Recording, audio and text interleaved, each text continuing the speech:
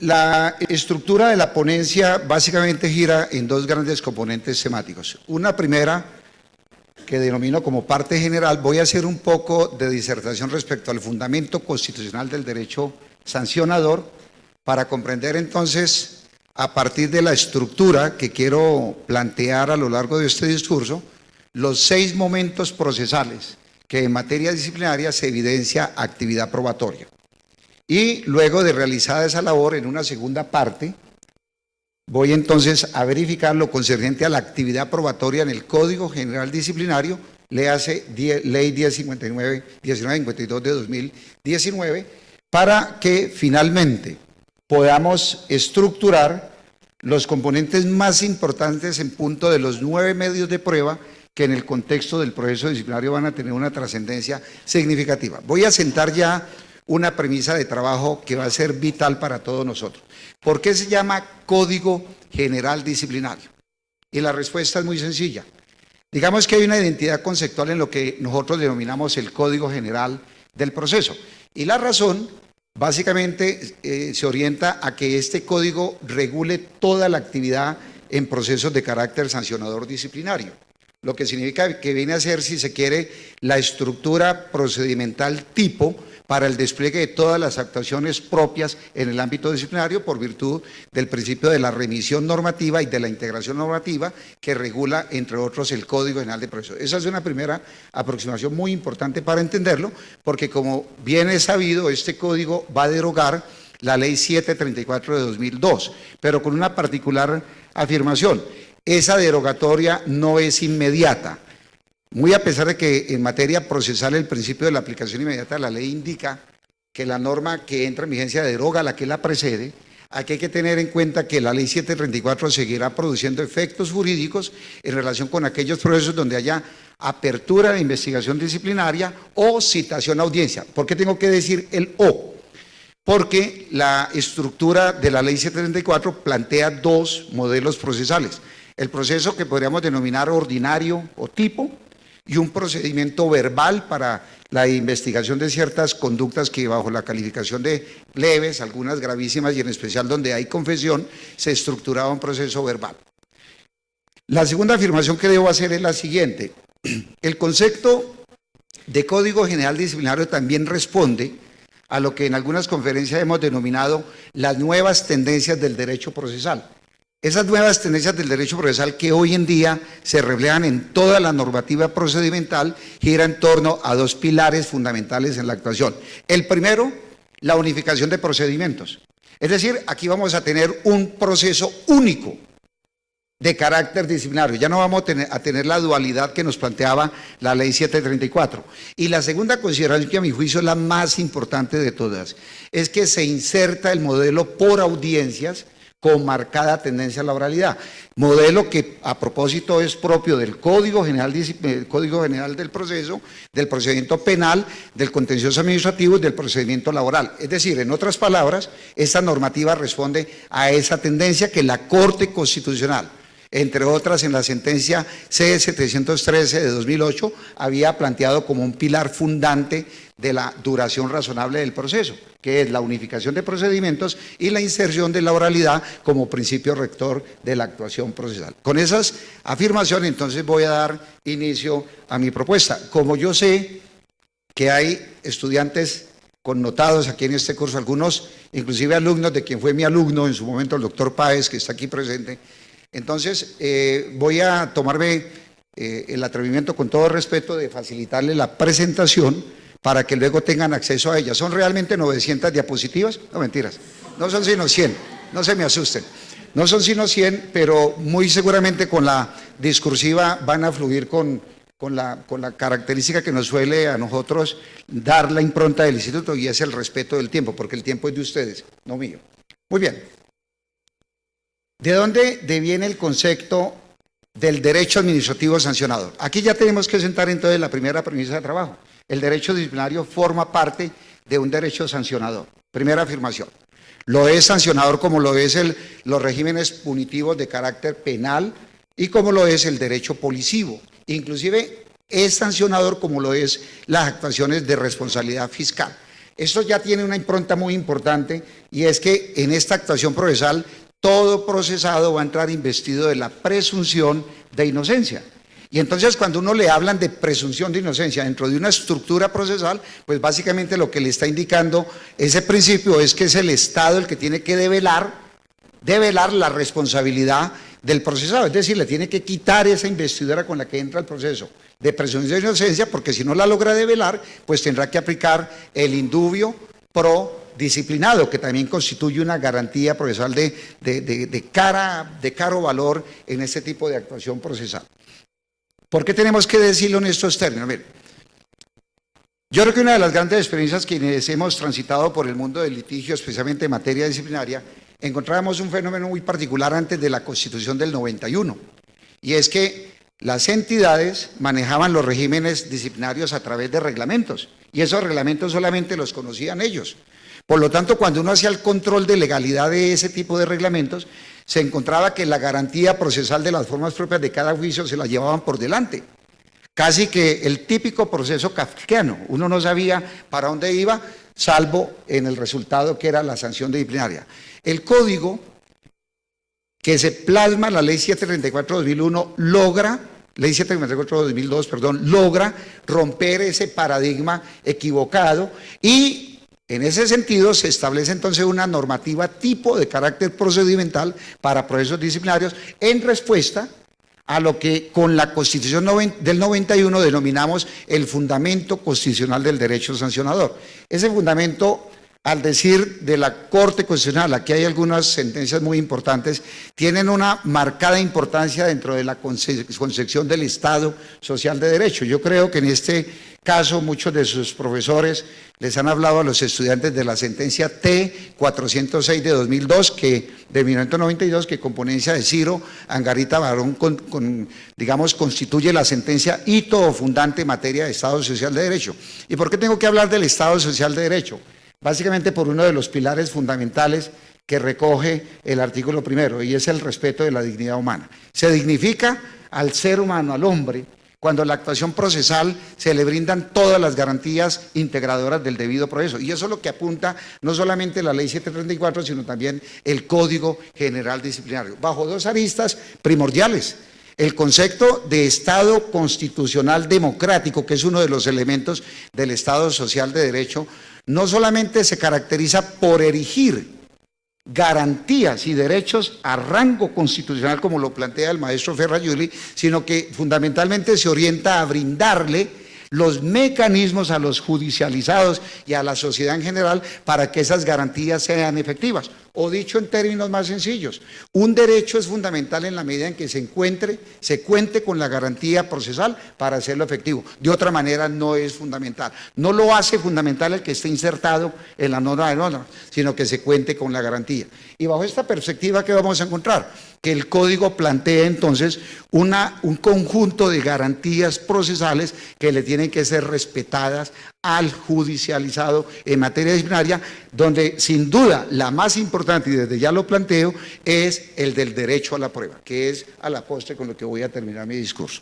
En ese contexto, ha dicho la Corte en infinidad de pronunciamientos.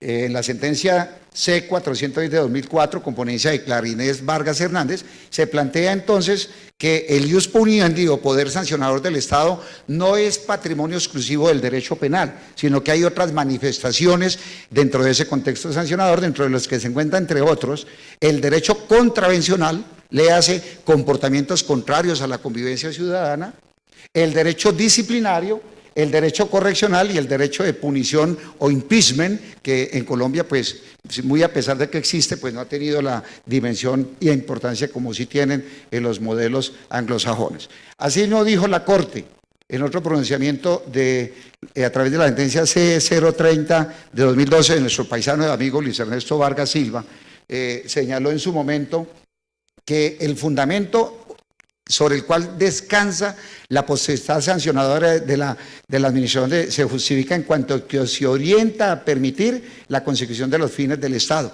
siendo sin duda el más importante el establecimiento del orden jurídico. El orden jurídico como pilar fundamental de la convivencia pacífica. Entonces, se garantiza la convivencia pacífica cuando el servidor público, que es el destinatario a la postre de una investigación de carácter disciplinario, ajusta su actividad a los pilares fundamentales de lo que se conocen: el cumplimiento de los deberes, la no extralimitación en el ejercicio de sus funciones, la no incursión en prohibiciones e inhabilidades o impedimentos, porque se marcaría ese comportamiento indebido dentro de lo que llama el mismo Código General Disciplinario el concepto de ilicitud sustancial, que traía ya la Ley 734/2012 y que constituye sin duda lo que permite la adecuación típica de la conducta contraria a esos parámetros para ser objeto de una sanción de carácter disciplinario. En ese mismo contexto, dijo la Corte en la sentencia C818/2005, con ponencia de Rodrigo Escobar Gil, que a través del derecho administrativo sancionador se pretende garantizar la preservación y restablecimiento del orden jurídico. Es decir, en otras palabras, tiene una doble dimensión: una dimensión de carácter preventiva y una dimensión de carácter sancionadora, es decir, correctiva, y es lograr que se restablezcan las condiciones que se vieron fisuradas por el comportamiento contrario del servidor público y en general de la persona destinataria de este tipo de situación. Pero viene tal vez lo más importante. Dijo en ese pronunciamiento la Corte: en la Constitución no existe un referente expreso que aluda al derecho administrativo sancionador, por lo tanto se colige del contenido del artículo 29 de la Constitución Política Colombiana. ¿Dónde? Los estudiantes toman el artículo 29 y lo primero, en el primer renglón, se va a leer lo siguiente: el debido proceso se aplica a todo tipo de actuación judicial y administrativa. Es ahí donde está el fundamento constitucional del derecho administrativo sancionador, que entre otras cosas era negado con antelación a la reforma constitucional del 91, porque se creía que las instituciones integradoras del debido proceso eran solamente patrimonio exclusivo ¿de quién? De los procesos judiciales y no de las actuaciones de carácter administrativo. Muy a pesar de ello, la Corte Suprema de Justicia, que en ese entonces era la guardiana de la Constitución, había avanzado de manera significativa en esa parametrización. Y concluyo diciendo, en un pronunciamiento de Marco Gerardo Monroy Cabra, que es la sentencia C506 de 2002, dice en ese pronunciamiento que cuando la Carta habla de debido proceso administrativo, implícitamente reconoce la facultad que tiene la administración para imponer sanciones. Pero esa facultad sancionadora no puede ser arbitraria, tiene que estar ajustada a las garantías procesales que consagra el artículo 29. Por eso muchas de esas garantías ha llevado a la inserción de una nueva categoría de lo que se conoce como el debido proceso administrativo, respecto del cual me referiré más adelante, porque constituye una nueva dimensión que plantea el artículo 29 constitucional. En conclusión, lo que podemos entonces afirmar es que el proceso administrativo sancionador, léase proceso disciplinario, léase procedimiento policivo o léase proceso de responsabilidad fiscal, tiene que estar enmarcado dentro de esta categoría genérica que es el debido proceso administrativo. Para concluir entonces señalaríamos lo siguiente, que el derecho administrativo sancionador, como es una nueva rama del derecho, lo plantea en esa sentencia de Marco Gerardo Monroy Cabra, supone de cierta manera una ruptura del principio clásico de la división de poderes, donde la función punitiva o sancionadora solamente estaba adscrita ¿a quién? A la rama judicial, porque aquí lo que vamos a encontrar dentro del modelo de la atribución del poder es que constituye una ruptura contundente, es que van a haber autoridades administrativas con potestad sancionadora. Entiéndase, por ejemplo, las oficinas de control interno disciplinario adscritas, entre otras, a la rama ejecutiva, el poder sancionador que tiene la Procuraduría, por ejemplo, y las personerías, a partir de lo que la misma normativa denomina un poder disciplinario preferente, que se traduce en la posibilidad de desplazar del conocimiento de la actuación disciplinaria a la autoridad que, como oficina de control interno disciplinario, esté adelantando la respectiva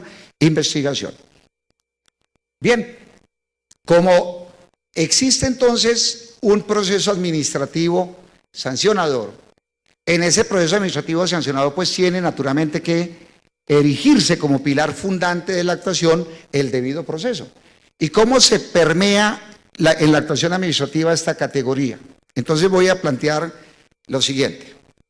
El artículo 29 nos permite dimensionar tres categorías de debido proceso. Y luego ustedes van a entender por qué es importante en relación con lo que estoy planteando.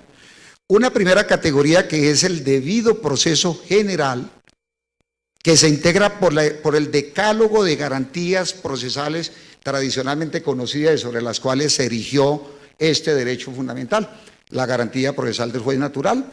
Nadie puede ser juzgado sin ante juez o autoridad competente. En el proceso disciplinario, pues es evidente que esa condición o calidad recae en la Oficina de Control Interno Disciplinario o en lo que el Código denomina la autoridad disciplinaria, que es una categoría novedosa para enmarcar a todas las autoridades que quedan investidas de esa potestad investigadora. En segundo lugar, la garantía procesal de las formas propias de cada juicio, o lo que tradicionalmente se conoce como la ritualidad garantizadora. No puede haber un proceso que no esté previsto en la ley y constituye un pilar fundamental para romper entonces la idea de que los procesos tenían que ser ocultos. Eso significa entonces para los estudiantes que quien llegue a una actuación procesal tiene que saber cuál es la estructura sobre la cual se va a investigar a la persona que se va a ver involucrada en la actuación. En tercer lugar, la garantía procesal de la tipicidad de la conducta. Tipicidad de la conducta que en el contexto disciplinario se enmarca dentro del concepto de ilicitud sustancial, que es un decálogo de derechos, de deberes, de prohibiciones, de impedimentos y de inhabilidades que en caso de ejecutarse la conducta permite la adecuación para llegar a un resultado.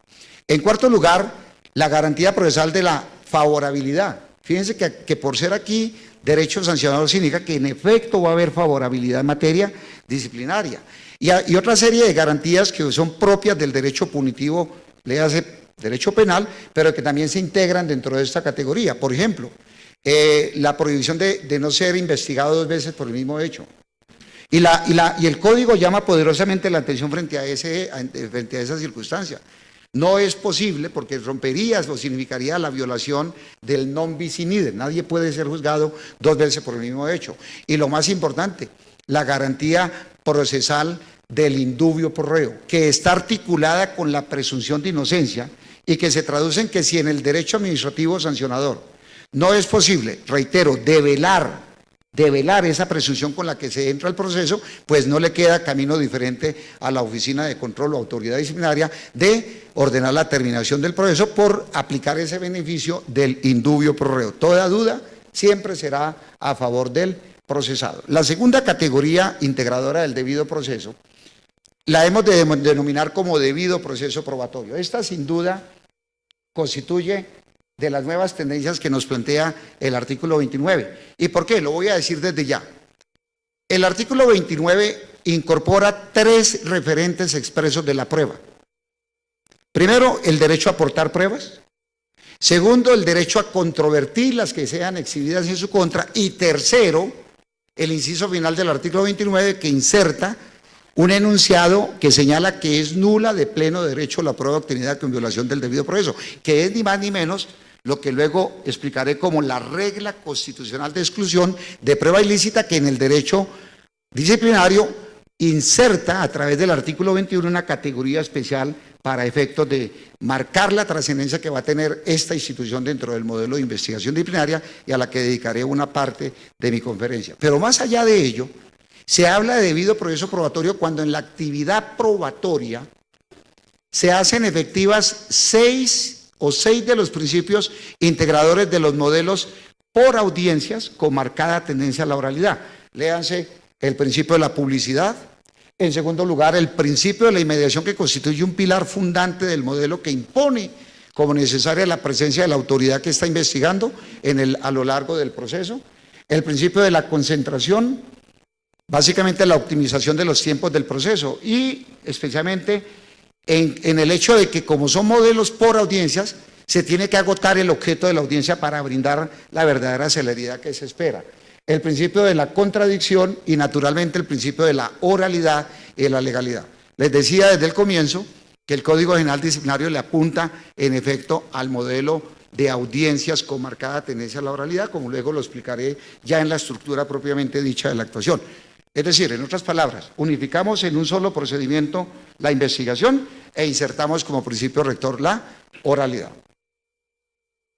Y tercero, está el debido proceso administrativo, que no es lo mismo que el debido proceso general. En eso la Corte también ha sido categórica en afirmar en la sentencia C-1189 de 2005, con ponencia de Humberto Sierra Porto, que en los procedimientos administrativos, en efecto, se deben hacer efectivos unas garantías procesales, pero esas garantías procesales, por moverse dentro de un escenario propio de la administración pública, deben estar permeados por los principios rectores de la actuación administrativa que señala el artículo 209 constitucional: celeridad, eficacia, imparcialidad, moralidad, etcétera. Entonces, eso atempera un poco el rigor del concepto de debido proceso típico de los procesos judiciales, tal y como lo señaló y lo reiteró la Corte en la sentencia C-034 del 29 de enero de 2014, con ponencia de María Victoria Cacho. Dijo la Corte: el debido proceso administrativo debe armonizar los mandatos del artículo 29 superior con los principios del artículo 209.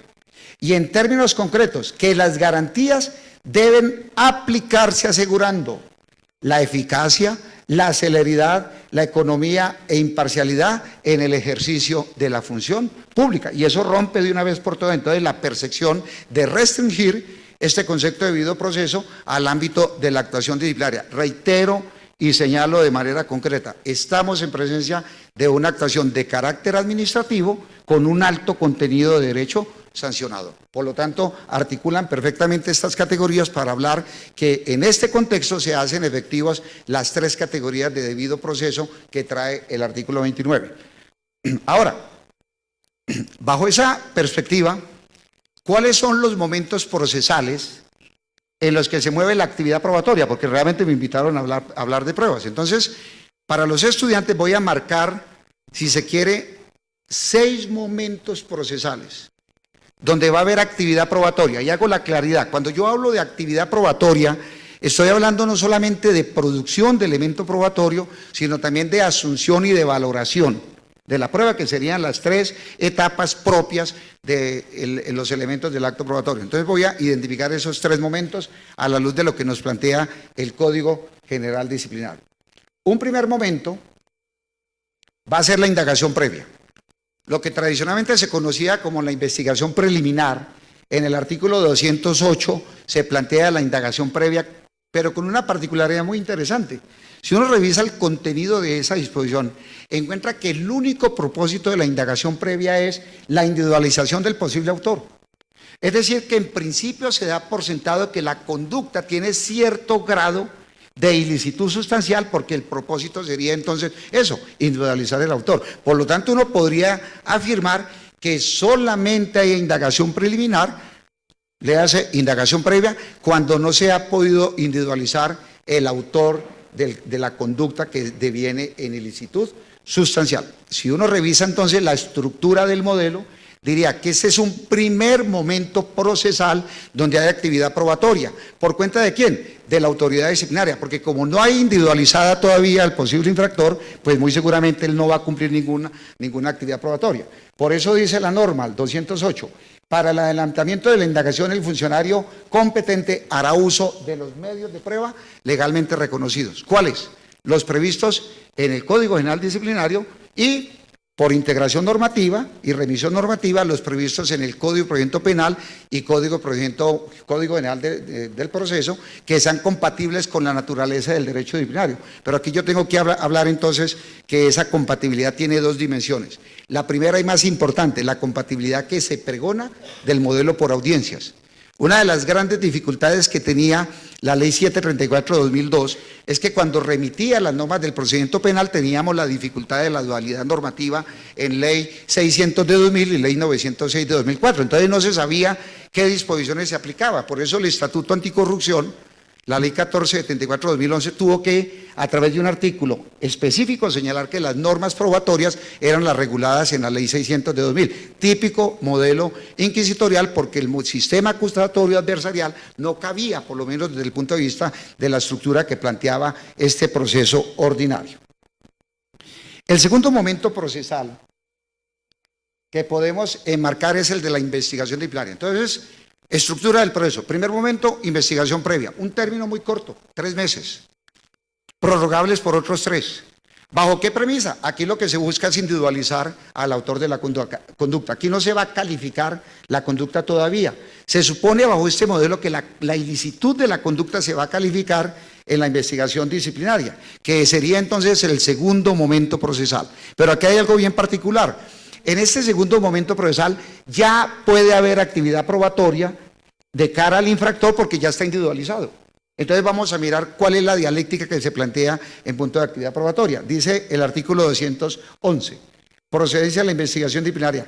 Cuando con fundamento en la queja, en la información recibida o en la indagación previa se identifique al posible autor o autores de la falta disciplinaria, el funcionario iniciará la investigación disciplinaria. Aquí viene un aspecto categórico que nos trae el código. El código le resta valor probatorio de carácter documental a la queja y al informe.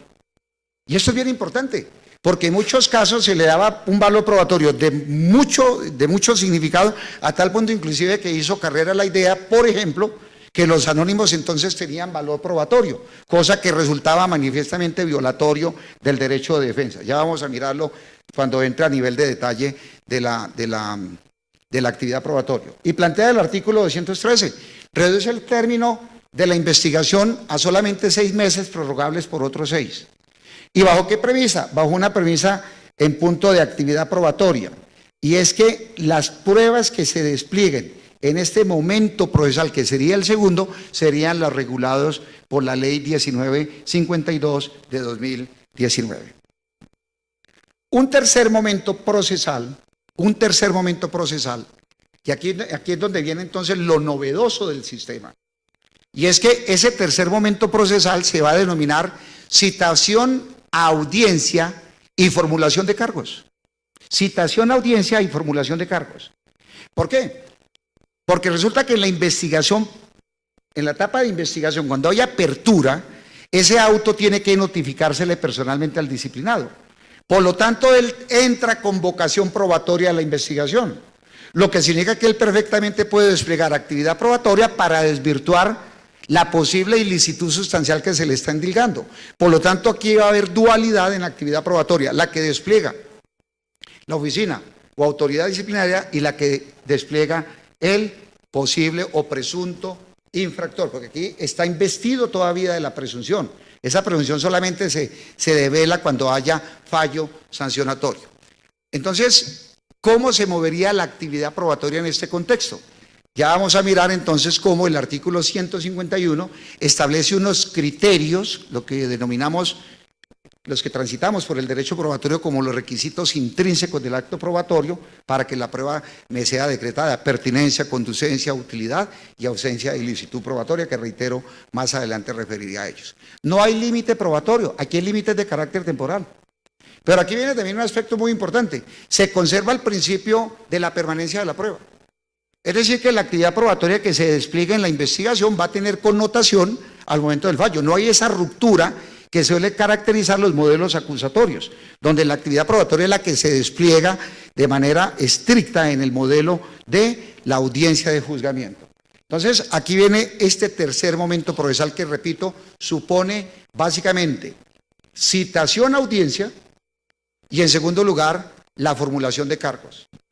Por lo tanto, bajo esa perspectiva, ¿cómo se modela la estructura en este momento o tercer momento procesal?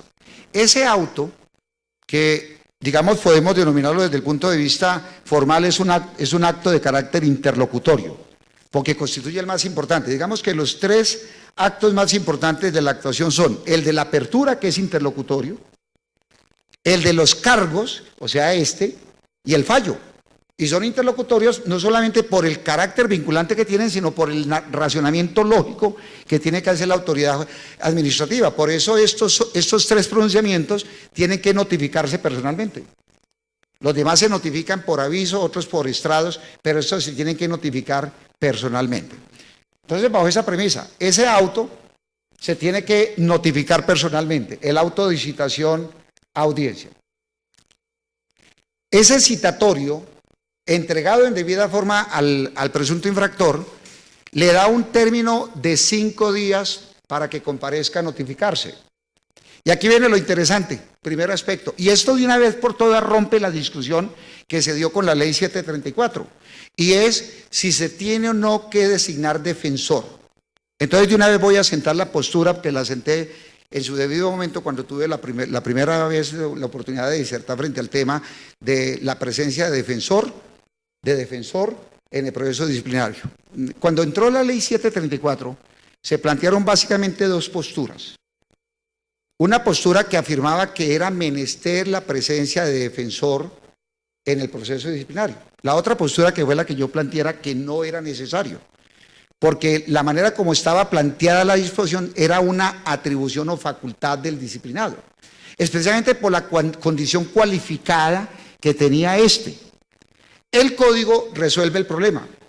¿Bajo qué premisas? Artículo 15, defensa técnica.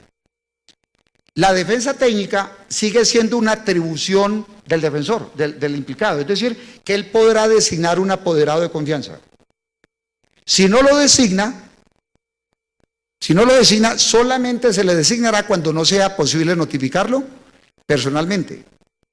Y segundo, que se plantea en el modelo por audiencias, es cuando la persona manifieste su intención de confesar.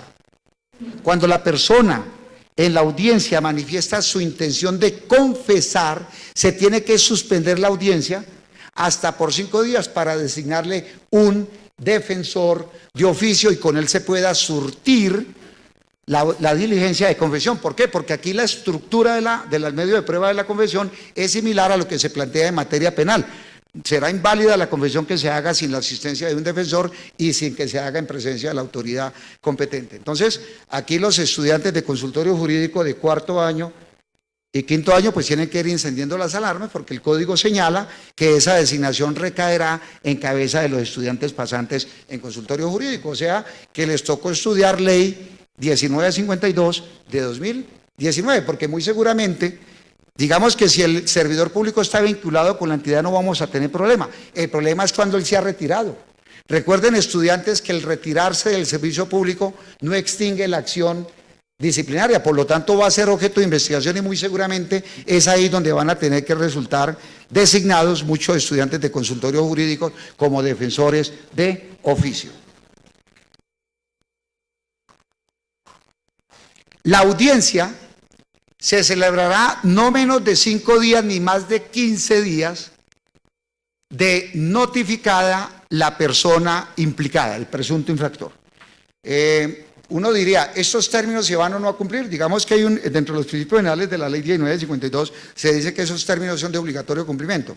Lo que pasa es que aquí no se metieron en el problema en el que se metió el Código Penal de Proceso, que sí generó unos efectos procesales frente al vencimiento del término, que es la pérdida automática de competencia. Aquí el legislador no se metió con este problema, pero se espera que por vía de los indicadores de gestión las oficinas de control interdisciplinario cumplan con esa parametrización.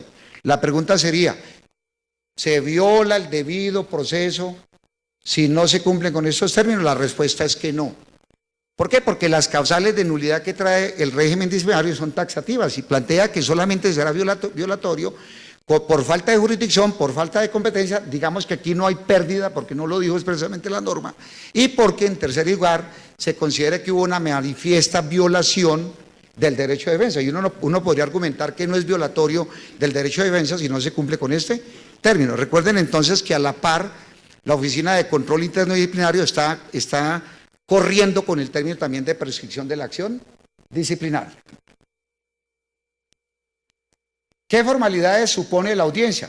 Bueno, recuerde que como este es un modelo oral, pues aquí se señala los mismos parámetros que trae el Código Penal de Proceso. Deberá ser grabada a través del sistema de video y de audio, videograbación. Ese es el ideal realmente, que se pueda grabar la imagen y la voz, y que no pase con el problema que por falta de presupuesto solamente se grabe la voz. Y esto tiene una connotación, doctor Mestre, y usted lo sabe, especialmente en materia penal, porque es que cuando uno le dicen que al momento de valorar el testimonio se verificará el comportamiento del testigo durante el relato, y uno pues con un audio difícilmente lo va a poder captar. Entonces, ese tipo de dificultades muy seguramente las oficinas de control interno no lo van a padecer, porque ellos pueden contar con el presupuesto para eso. De hecho, en la parte final a la Procuraduría le asignan un presupuesto muy interesante, lo plantea la norma, no solamente para capacitar operadores disciplinarios, sino que fundamentalmente para que se cumpla con el propósito del modelo por audiencias. Mientras estábamos en el receso, se me arrimó una colega del Tolima, procuradora delegada aquí en el Tolima, y me contó que estaban en proceso de capacitación de ley 1952 de 2019, lo que significa que muy seguramente le está metiendo fuerte en el tema. Segundo, se levantará acta de lo acontecido en la sesión. Estas actas sí cumplen los mismos parámetros que plantea el Código General del Proceso, es decir, se dará constancia de la hora de inicio, la culminación y los intervinientes. Por lo tanto, se prohíben transcripciones, porque como el modelo es videograbado, no pueden haber transcripciones de la diligencia, que era, entre otras, una de las malas prácticas que caracterizó los modelos escriturales. Todo tenía que transcribirse, y eso, repito, lo que hace es entorpecer y envilecer la actividad procesal. En tercer lugar, antes de finalizar la audiencia, se señalará nueva fecha, pero aquí viene un aspecto muy importante. El artículo 225 inserta algo que se denomina los acuerdos procesales, tema que cuando se planteó en el año 2005 los jueces les dio suma preocupación porque temían que de pronto los investigaran por un eventual prevaricato. ¿Y qué significan los acuerdos procesales? Que la autoridad disciplinaria concertará con las partes las fechas en que llevarán a cabo las audiencias, y eso pues forma parte de lo que nosotros llamamos el deber de colaboración con la administración a través de los consensos o los acuerdos procesales. Y finalmente, durante suspensión y reanudación no se resolverán solicitudes, significa que toda la actividad es al interior de la audiencia, lo que el Código General del Proceso denomina decisiones dentro de audiencia para diferenciar las que denomina por fuera de audiencia. Este sería entonces el cuarto momento procesal donde hay actividad probatoria. Voy a explicar por qué. Primero, porque la auto de citación a audiencia inserta los cargos. Por lo tanto, en el cargo hay valoración probatoria, porque es donde la autoridad disciplinaria plantea en qué radica la ilicitud sustancial que deviene en la infracción del Código Disciplinario, pero más allá hace valoración de la prueba que recaudó, no solamente en la indagación, sino también en la investigación, para determinar que en efecto que está objetivamente demostrada la conducta realizada. Objetivamente significa que hay un principio de prueba, y segundo, que hay elementos probatorios que comprometen presuntamente la responsabilidad del investigado. O sea que aquí él pierde, si se quiere en términos prácticos, pierde la condición de indiciado, para llevarlo a los términos del derecho sancionador, y aquí adquiere entonces la condición de procesado. ¿Por qué? Porque aquí ya la administración descubre el elemento, le dice, esto es lo que hay contra usted sin perjuicio, obviamente, que desde la misma investigación disciplinaria el investigado sepa bajo qué parámetros se está moviendo la actividad probatoria. Ese sería entonces un cuarto momento. ¿Y por qué también es un cuarto momento? Porque el investigado puede descorrer los cargos.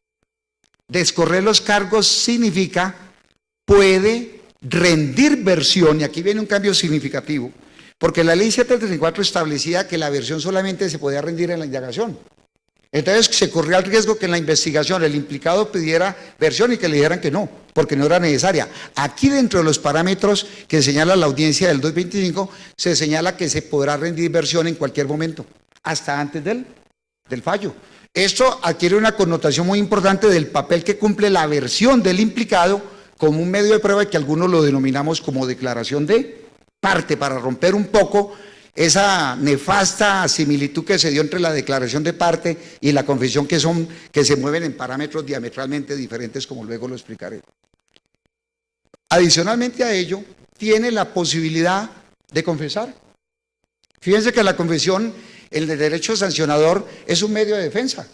¿Y por qué es un medio de defensa? Porque al igual de lo que sucede en el ámbito penal, que hay una dosificación punitiva, una rebaja de la pena, aquí también se permite, salvo para las faltas gravísimas, que hay lugar a destitución. En las demás, en faltas graves y en faltas leves, hay una dosificación punitiva que plantea el mismo código, y es que cuando haya confesión se podrá disminuir hasta en una tercera parte el tiempo de la suspensión o el valor de la multa. Entonces esto puede comportarse como una especie de beneficio, pero también de invitación al implicado para que confiese y optimice el tiempo del proceso, porque aquí viene una consecuencia procesal muy importante. Si manifiesta que confiesa, que su interés es confesar, y está sin apoderado, entonces se suspende la audiencia. ¿Para qué? Para designarle apoderado. Entonces le van a decir, usted tiene la posibilidad de designar un apoderado de confianza, pero si no lo designa, la administración lo designará ¿de dónde? Del consultorio jurídico de la Universidad Cooperativa de Colombia. O sea, los muchachos a estudiar. Porque cuando comiencen a llegar los requerimientos, pues tienen que llegar con este modelo lo suficientemente interiorizado para que puedan ejercer una verdadera defensa técnica de carácter material y no meramente formal. Si la persona manifiesta que no está interesado en confesar, entonces se continúa con la actividad probatoria en la audiencia. Pero aquí viene lo interesante entonces del modelo de actividad probatoria. Uno, la autoridad disciplinaria saneará el proceso. Recuerden, hay manifestación de que no va a confesar. Entonces, ¿qué hace? Plantea la norma, escuchará la versión del implicado, del presunto infractor. A renglón seguido, saneará el proceso. Control de legalidad para evitar potenciales nulidades. Y en tercer lugar, se pronunciará respecto a las pruebas pedidas por el presunto implicado. Pedidas. Y ese control significa verificar pertinencia, conducencia, utilidad y ausencia de prohibición legal. Por lo tanto, aquí también hay actividad probatoria. ¿Por qué? Porque en ese momento debe decretar las pruebas. Fíjense, ya rindió descargos. Por lo tanto, muy seguramente si pidió pruebas y las decreta ahí, tendrá que convocar a una nueva audiencia, pero siendo la misma, es una sola audiencia, simplemente que se señala fecha y hora para la práctica de esa actividad probatoria. Entonces aquí tendríamos otro momento procesal de actividad probatoria, que viene entonces ya del que está rindiendo descargos, porque la administración aquí realmente ya tiene todo el arsenal probatorio, por lo tanto ya no va a ser ningún tipo de pronunciamiento diferente a las pruebas que pida el presunto implicado. Y viene un aspecto muy importante, y con esto voy decantando el ejercicio, y es el siguiente. Antes de convocar a la audiencia y a la formulación de cargos, el código trae una institución que es sui generis, por realmente uno no la había encontrado en ninguna parte, que es unos alegatos previos a la calificación de los cargos. Fíjense, el código establece que surtida la investigación y agotado el debate probatorio en la investigación disciplinaria, se convocará para que las partes presenten alegatos, unos alegatos precalificatorios, así los denomina, previos a la formulación de los cargos. ¿Para qué? Pues para que muy seguramente el disciplinado a través de su apoderado explique por qué no es ilícita la conducta, ilicitud sustancial, y pueda provocar la consecuencia procesal del acto, que es la cesación de procedimientos, si se quiere, el archivo de las diligencias. ¿Por qué? Por las mismas causales que plantea exculpatorias de una presunta responsabilidad de carácter disciplinario. Esos alegatos previos o precalificatorios no prescinden del deber de calificar en otro momento procesal también los alegatos, y aquí se responde entonces a la misma estructura que plantean los modelos por audiencias. Practicado el debate probatorio, cerrado el debate probatorio, se escucharán los alegatos de las partes. Pero aquí, a diferencia de lo que sucede con el modelo que plantea el Código General del Proceso, donde los alegatos se escuchan en el acto, aquí simplemente se suspende la audiencia para que las partes los presenten por escrito, confiriéndoles un término de 10 días para su presentación. Entonces es una especie de sui generis de modelo, podríamos llamarlo un modelo que articula lo oral y lo escritural, pero muy seguramente es importante porque ya sabemos el papel que puede cumplir los alegatos dentro de este contexto, y ya sabemos que 20 minutos para unos alegatos pueden ser restrictivos desde el punto de vista de lo que quieren las partes. Aquí se plantea que los presente por escrito, lo que significa que el análisis probatorio tendría un espectro mucho más amplio. Pues bien, en la audiencia, como lo decía, se presentará de manera sucinta los hechos y los cargos. Se le preguntará al disciplinado si acepta la responsabilidad.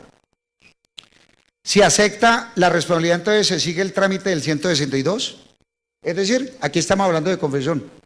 Y las reglas de la confesión son propias de las del testimonio para efectos de la valoración probatoria. Si el disciplinado concurre sin abogado y se acoge el beneficio de confesión, se suspende por 5 días para designarle un defensor o para que designe el apoderado de confianza. Recuerden, solamente cuando él lo pide, porque si él decide que no confiesa, él tiene derecho a no incriminarse, entonces a no incriminarse, yo guardo silencio, simplemente desvirtúen mi presunción de inocencia, entonces el proceso continúa, ahí no hay necesidad de designarle defensor. Reitero, ¿cuál es la condición? Sujeto cualificado, servidor público que conoce el ámbito en el que se concurrió la conducta y por lo tanto el concepto de defensa técnica se restringe a la más mínima expresión.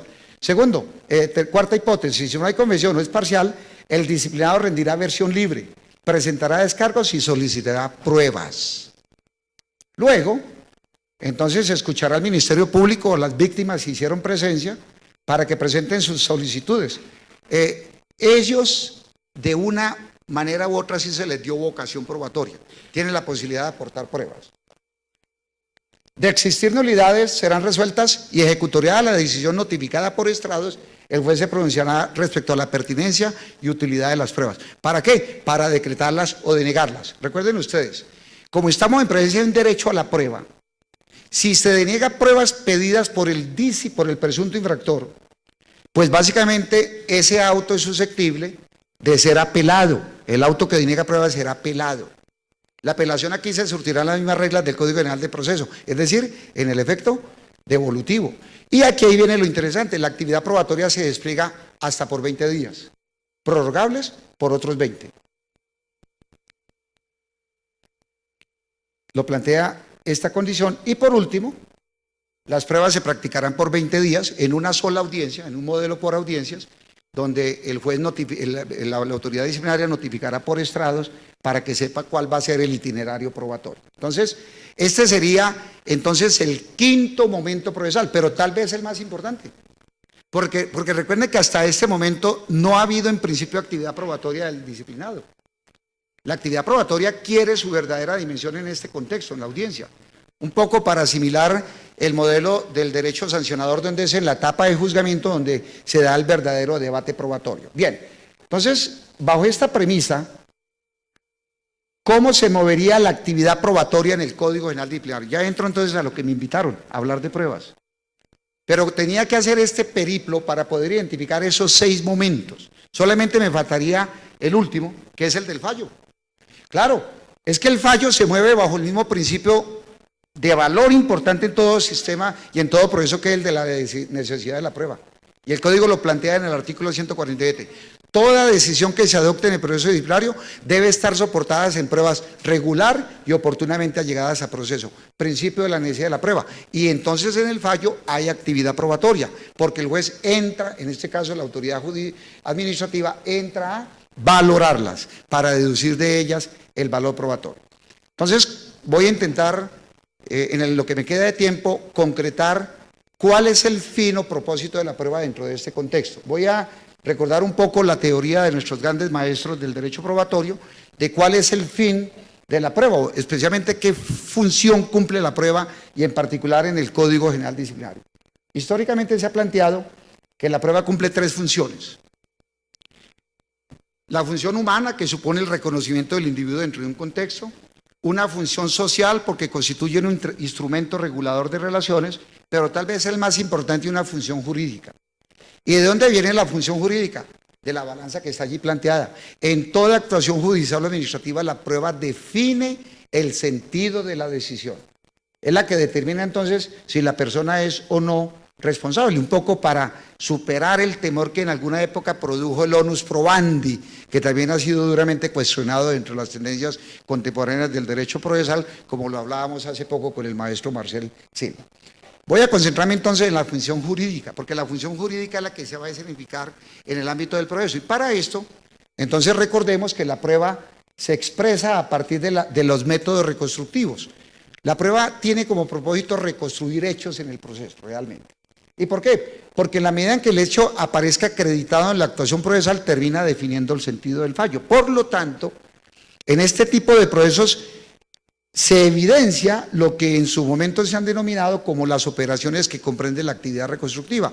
Y aquí es importante por una razón que desde ya la anuncio, y es que la autoridad disciplinaria tiene vocación para desplegar lo que se conoce como cadena de custodia, es decir, la posibilidad de recaudar elemento probatorio siguiendo los protocolos que como policía judicial, entre comillas, puede llegar a tener la Procuraduría General de la Nación.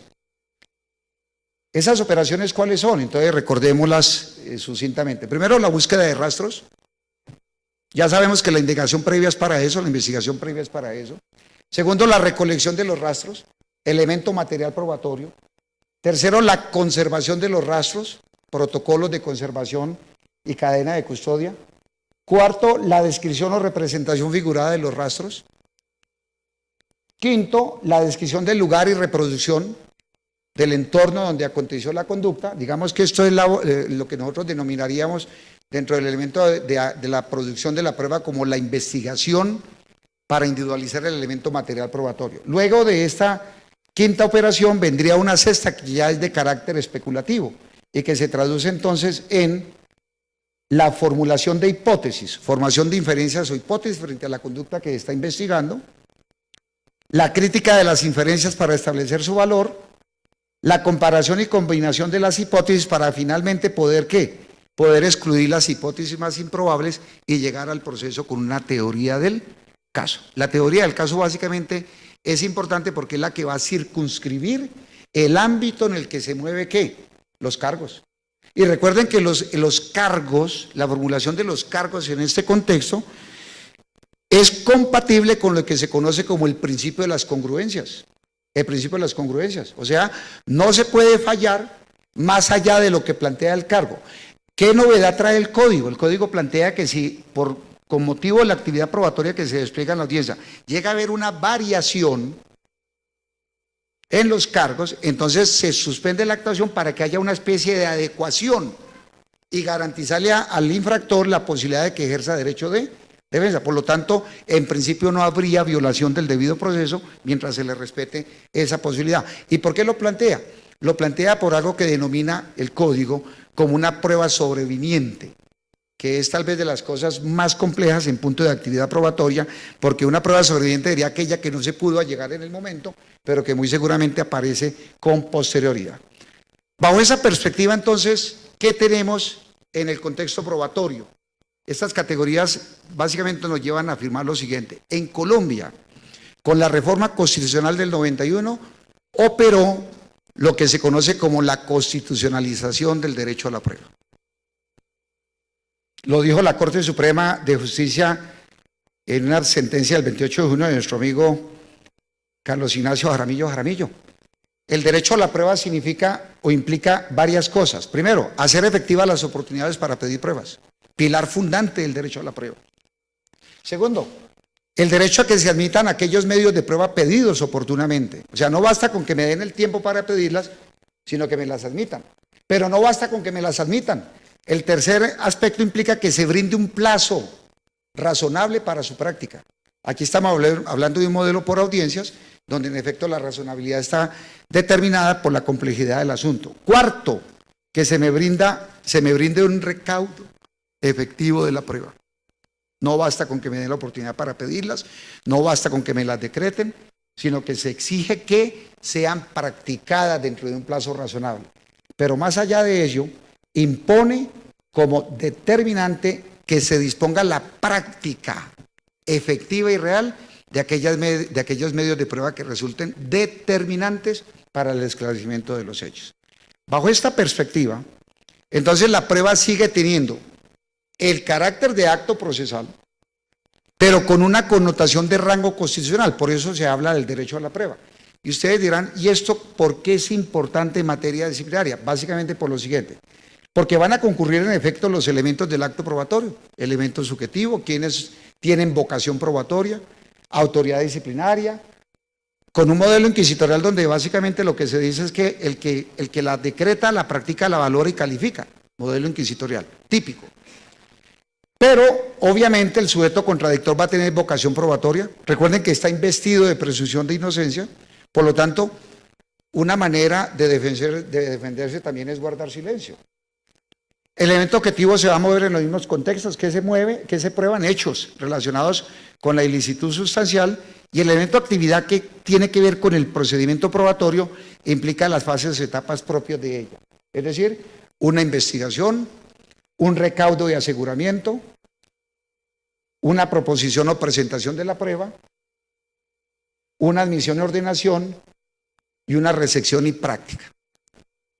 Luego de cumplida esta fase material del proceso, viene la asunción y culmina con la valoración.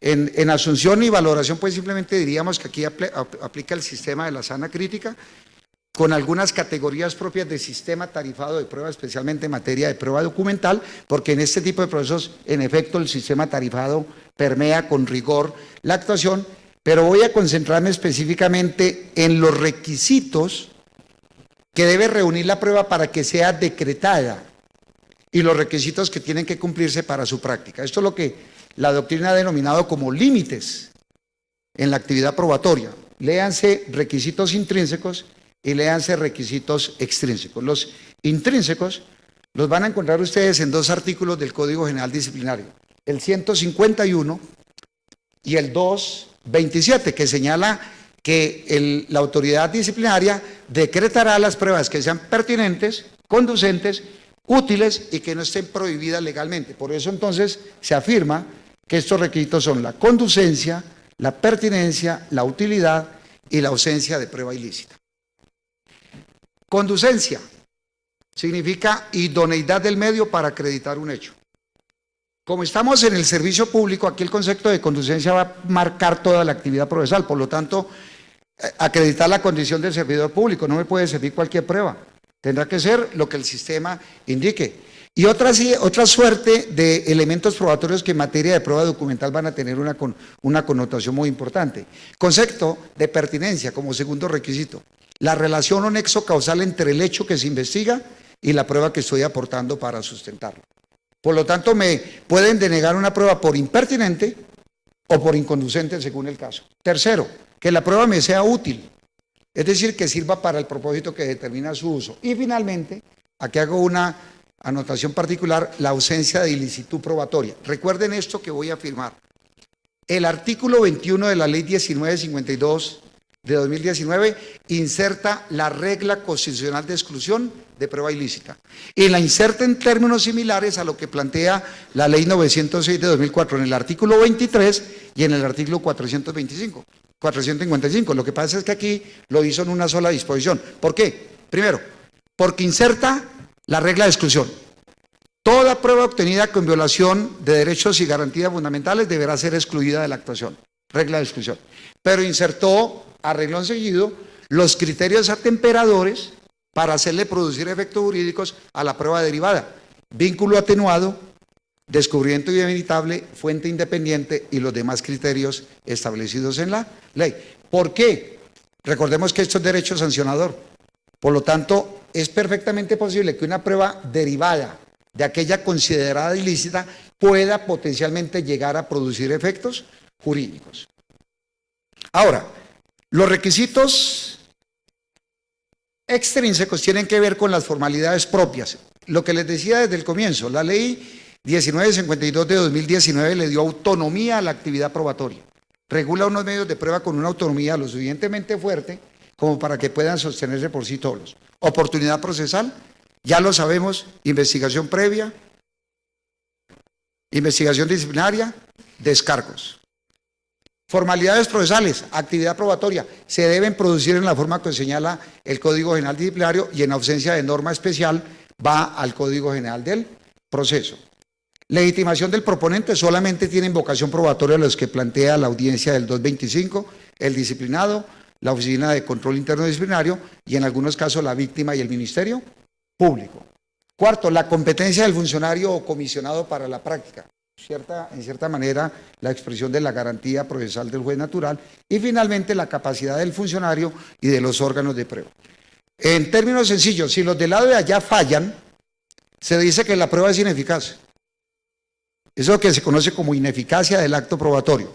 Si los del lado de acá fallan, la prueba es inválida, es decir, es ilícita, porque tiene que ver con formalidad. Entonces, como el código le apunta un poco a ilicitud probatoria. En la presentación yo hago el análisis del artículo 21 a partir de lo que denomina la cláusula de exclusión. Cláusula de exclusión de prueba ilícita. Toda prueba obtenida con violación de derechos y garantías fundamentales es nula de pleno derecho, por lo que deberá excluirse de la actuación procesal. Igual tratamiento recibirán las pruebas que sean consecuencia de las pruebas excluidas o las que solamente puedan explicarse por provenir de aquellas. Esto de cláusula de exclusión tiene su génesis en el artículo 29 constitucional. Pero aquí viene un aspecto muy interesante que el código, yo realmente sigo sin entender por qué lo dejaron, porque eso es algo que la doctrina inclusive ya ha avanzado mucho. Inexistencia de la prueba. La prueba recaudada sin el lleno de la formalidad distancial de acondicionamiento de los derechos fundamentales se tendrá como inexistencia. Nosotros consideramos que esa categoría es inapropiada, debía ser más el de la inoponibilidad que la inexistencia. ¿Por qué? Porque la prueba, no obstante su ilicitud, probó el hecho. Entonces yo no puedo considerar algo inexistente que está probado en el proceso. Otra cosa diferente es que yo no la pueda utilizar para hacerle producir efectos jurídico-probatorios. Entonces, bajo esta perspectiva, la ilicitud probatoria en Colombia se ha movido en dos líneas. Voy a intentarlas plantear de manera muy sencilla para los estudiantes y los profesores. Primero, antes del 91 y segundo, después de la Constitución del 91. Antes del 91, la ilicitud probatoria se movió en el régimen de las nulidades procesales. Régimen de nulidades procesales, que son los regímenes propios de los modelos del civil law. Es decir, la ley dice cuando un acto es nulo. Entonces, cuando uno revisa los ordenamientos procesales antes del 91, encontraba algo muy sencillo, y es que todas las nulidades en punto de prueba se movían cuando se violaban dos pilares fundamentales, que era la oportunidad para pedir pruebas y la oportunidad para su práctica. No había ninguna otra eventualidad que sancionara el momento probatorio. Entonces, bajo esa premisa, la línea jurisprudencial que siguió la Corte Constitucional en este punto de supresión probatoria de las nulidades la encuentran ustedes en la sentencia C-150 de 1993, que con ponencia de Fabio Morón insertó algo que luego se llamaría como las nulidades supralegales de las nulidades supralegales, para diferenciar el criterio de nulidad legal, que es las que gozaban del criterio de taxatividad, y las nulidades supralegales que devienen del artículo 29, inciso final de la Constitución. Luego, en la sentencia C-491 del 95, la Corte con ponencia de Antonio Barrera Carbonell entra a analizar y ampliar lo que inicialmente había señalado de que ya no se puede hablar de taxatividad en materia de nulidades procesales porque el artículo 29, inciso final, había insertado una nueva causal de nulidad. Pero quiero advertir para los estudiantes lo siguiente, es que lo encuentra uno frecuentemente en el ejercicio profesional. Abogados que se apalancan en el artículo 29 diciendo es que hay una nulidad consagrada en el artículo 29. Eso es falso. La única nulidad que consagra el artículo 29 es la del inciso final, no más. Las demás están desarrolladas legalmente, entonces yo no tengo por qué inventarme cosas que no dice el artículo 29.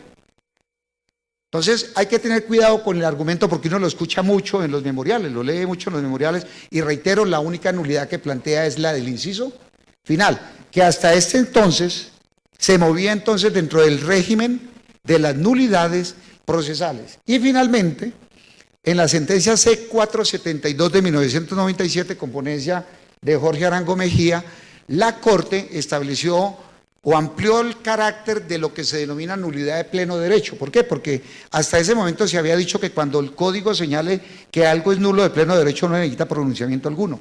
La Corte dijo aquí que sí, que cuando el juez califique la nulidad tiene que indicar por qué.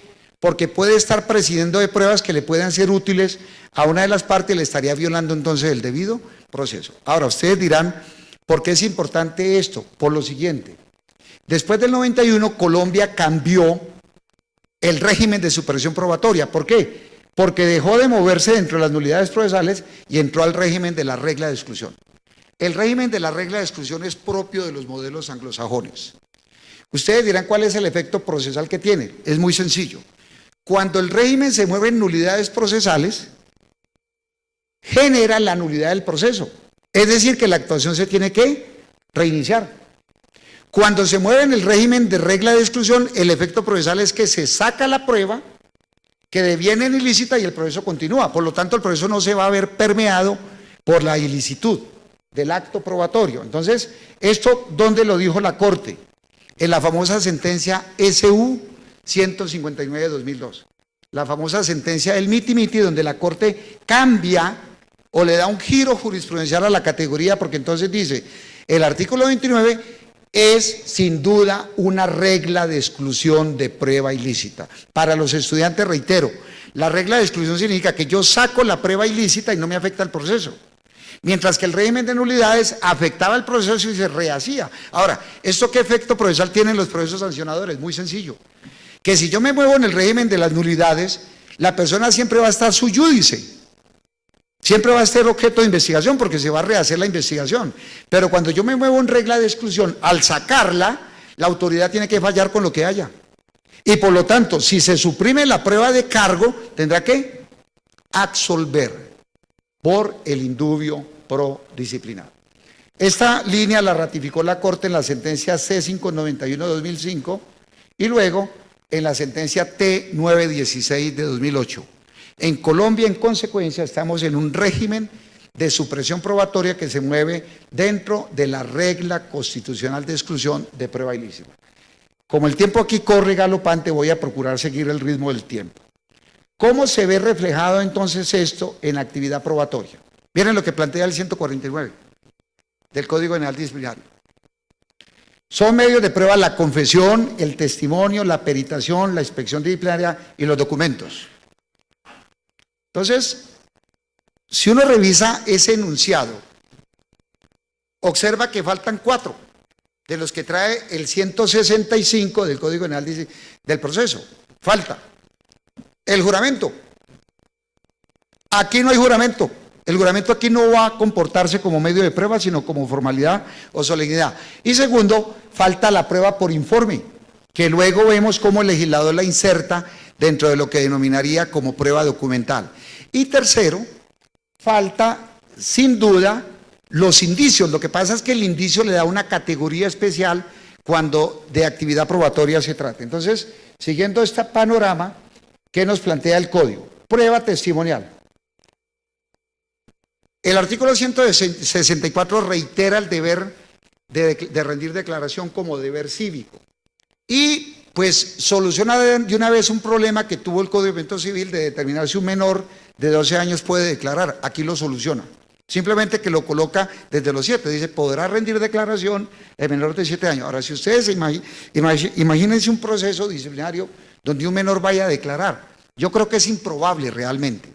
Pero, sin embargo, como es derecho sancionador, establece las mismas reglas que plantea el ordenamiento procesal penal colombiano, Código de Infancia y Adolescencia, en el entendido de que el menor tendrá que rendir declaración en presencia de sus padres, representante legal, y ante el defensor de familia.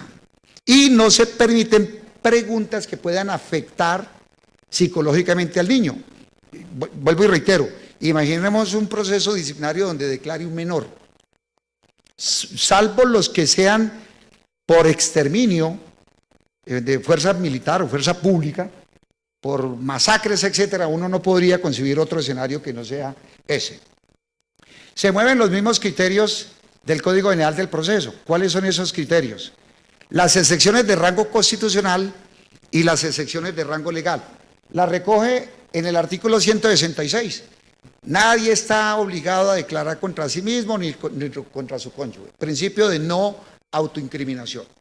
Y en punto de las inhabilidades de rango legal, pues es lo que se conoce como el secreto o sigilo profesional, que lo consagra el artículo 167. Yo no estoy obligado a declarar respecto a hechos que hubiese conocido con motivo de ¿qué? Del ejercicio de un arte, profesión, oficio independiente.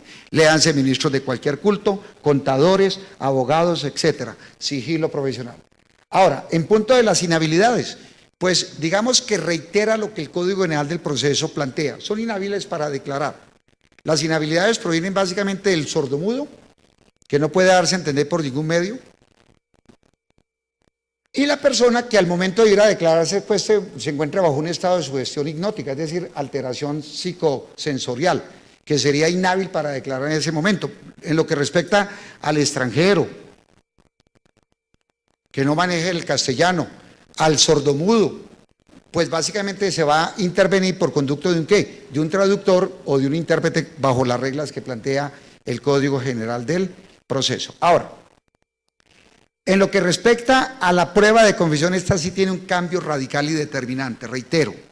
La confesión en el proceso disciplinario es un medio de prueba, pero además es un mecanismo de defensa. Por lo tanto, al ser un mecanismo de defensa donde yo puedo obtener un beneficio de carácter sancionador, entonces se establecen unos requisitos de cara a la confesión espontánea o voluntaria, porque no puede haber confesión provocada. Recuerden que aquí no puede haber interrogatorio de parte, porque el derecho a confesar es intuito, es el derecho a guardar silencio. Por lo tanto, el Código Disciplinario plantea, desde el punto de vista estructural, el mismo presupuesto que plantea el Código General de Proceso. ¿Cuándo hay confesión? Cuando los hechos resultan adversos al confesante. Mientras el hecho no sea adverso, estamos en un modelo de declaración de parte. Por ello, establece que cuando de confesar se trate, deben cumplirse con unos requisitos. Y es sin duda el de la presencia del defensor. Si no hay defensor, no puede haber confesión. Por eso dice el artículo 161. La confesión deberá reunir los siguientes requisitos. Primero, se hará ante autoridad competente, es decir, autoridad disciplinaria. Segundo, la persona que confiesa debe estar asistida por defensor. Tercero, la persona debe ser informada del derecho que tiene a no declarar contra sí mismo, artículo 33 constitucional. Y cuarto, la confesión debe hacerse en forma consciente, libre y espontánea, libre de todo apremio. Sí, yo acepto que yo realicé la conducta, entonces vámonos para el 162. Suspenda la audiencia por 10 días y cite para que profiera el fallo, pero bajo la premisa de la disminución sancionadora, una tercera parte, cuando se trate de suspensión, cuando se trate de multa y cuando se trate de inhabilidad. Significa que para faltas gravísimas, donde hay destitución, la confesión, el único efecto procesal que va a producir es que atempera el trámite procesal, pero no va a haber beneficio de ningún orden. No hay confesión ficta en materia disciplinaria. Recuerden que el Código General del Proceso trae 6 modalidades de confesión ficta. Aquí no la puede haber. ¿Por qué? Porque como es derecho sancionador, yo no puedo deducir del comportamiento procesal de la parte responsabilidad o confesión, como tampoco puedo deducirla derecho de guardar silencio. Entonces, la confesión ficta o presunta que trae el Código General de Proceso, por ejemplo, en materia del interrogatorio de parte cuando no contesta o responde evasivamente, cuando entorpece la labor del perito, cuando no contribuye en la inspección judicial, cuando no exhibe documentos por vía de oposición que se declara infundada, o cuando no va a la audiencia inicial del 372, que son modalidades de confesión ficta, aquí no hay lugar a ellas. Ya sabemos que si la persona no va a la audiencia, pues le tienen que designar un defensor, pero de ese comportamiento procesal no se pueden deducir efectos adversos a los intereses del implicado. En punto de peritación, debo decir lo siguiente, trae normas autonómicas, claro, artículos 177 a 184, pero es una característica muy particular similar a la que planteaba el Código de Procedimiento Civil. Es decir, el perito será designado por la autoridad o por la persona que lo indique, el investigado. Él presentará el dictamen. De ese dictamen se correrá 3 días para que las partes pidan aclaración, complementación o objeción grave. La pregunta que se va a plantear y que yo la postulo desde ya y que tomo de una vez posición es si es posible que se aplique el modelo de dictamen pericial de parte que trae el 227 del Código General del Proceso. Es decir, si el implicado o presunto infractor puede allegar el dictamen ya elaborado. Yo soy de la tesis que sí, porque el modelo por audiencia lo permite, lo que significa que bajo esa perspectiva yo voy a permitir y voy a solicitarle a la autoridad que me permita que el perito suba a audiencia a sustentar su dictamen, porque forma parte del derecho de defensa. Ahora, en lo que respecta a la inspección judicial, el código lo denomina inspección disciplinaria. Tiene los mismos propósitos, El único diferencial es que en el Código General del Proceso la inspección es residual o excepcional, porque el modelo por audiencia así lo exige. Aquí no se le da ese carácter, por eso señala el artículo 185 que para la individualización de autores y su posterior vinculación a las verificaciones esclarecientes de los hechos, podrá ordenarse de oficio a petición de parte inspección disciplinaria. ¿Para verificar qué? Personas, lugares, cosas o documentos. Es decir, el objeto que tradicionalmente trae el Código General del Proceso y que traía el Código de Procedimiento Civil, conservándose la facultad probatoria que tiene la oficina o autoridad disciplinaria de practicar pruebas en el desarrollo de esta inspección disciplinaria. Adquiere autonomía, sin duda, este modelo y puede ser muy útil dentro de la investigación. Y en lo que respecta a la prueba documental, digamos que también le genera un espectro especial en punto de la actividad probatoria documental, pero obviamente que va a las normas del Código General de Proceso porque son más amplias. La famosa clasificación de documentos públicos, documentos privados e insertamos el concepto de documento electrónico, es decir, mensaje electrónico de datos, donde sin duda el debate va a ser muy interesante. En lo que respecta a esta presentación, como les voy a dejar, les va a ser útil para plantearlo. En lo que respecta al mensaje de datos, a la prueba por informe, perdón, el Código General Disciplinario no le da autonomía a la categoría, sino que la deja inserta en prueba documental. ¿Dónde? En el artículo 189. La prueba por informe se traduce en una facultad que tiene el investigador de requerir con destino al expediente la remisión de información que contenida en documentos esté en poder de autoridades públicas o privadas. Y es deber de esta remitirla. Eso es ni más ni menos que prueba por informe que consagra el 275 del Código General Disciplinario, en el entendido que tendrá que remitirse a menos que esa información esté amparada por reserva legal o privilegiada para que se abstenga de remitirla. Y, finalmente, en lo que respecta a la prueba de indicios, el Código también le da autonomía, pero esa autonomía responde a las mismas reglas que plantea el Código General del Proceso. Es decir, definen los indicios a partir de sus elementos.